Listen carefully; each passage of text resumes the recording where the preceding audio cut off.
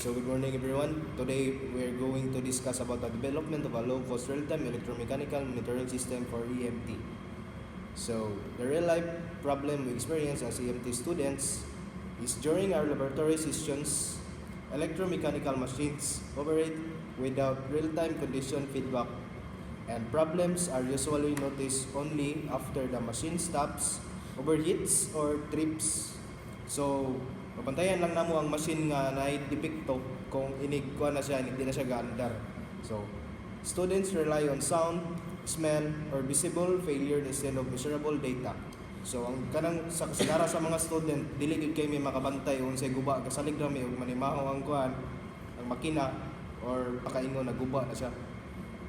Then there is no integrated system showing electrical and mechanical condition while the machine is running. So mo to siya. So the problem statement: electromechanical technology students lack access for real-time electromechanical condition monitoring during laboratory operation, causing faults to be detected only after the machine failure or shutdown.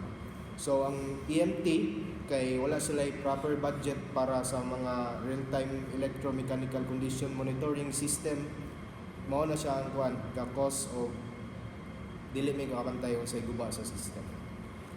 So, who is impacted and how? Pinakaunaan EMT students. Limited exposure to early fault indicators and learn reactive instead of preventative maintenance. Kung maproblema ang mga EMT students kay wala pa kay experience sa pag-operate sa machine, then makasala, then makabayad. Second, laboratory equipments. Increased wear and unplanned shutdowns. Reduced equipment lifespan.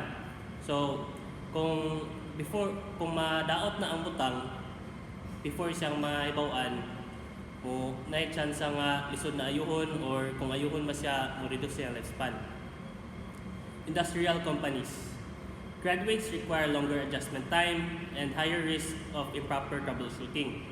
So, bago graduate na mga EMT students, maglisod pa silang adjust sa environment.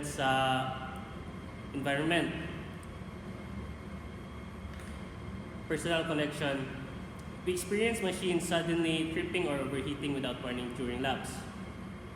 We cannot observe rising temperature, increasing vibration, and electrical load changes. Faults are only recognized after performance is affected. As EMT students, this limits our understanding of machine behavior before failure. The 5 whys analysis. Why 1? Why do machines fail suddenly during lab use?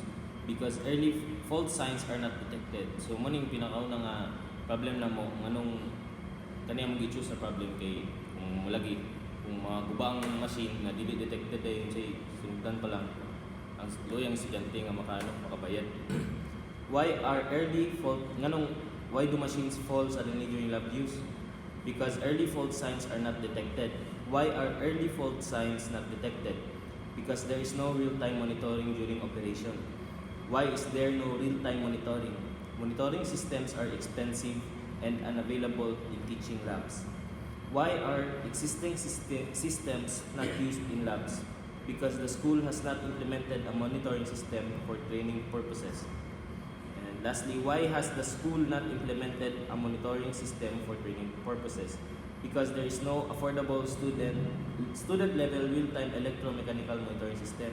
So ang root cause is there is no affordable student level real-time electromechanical monitoring system specifically designed for educational purposes. So ang root cause wala gyud kanang though na may mga mahal kayo pero wala gyud kada bitong afford sa school lang kay mostly ang mga mahal sa planta lang.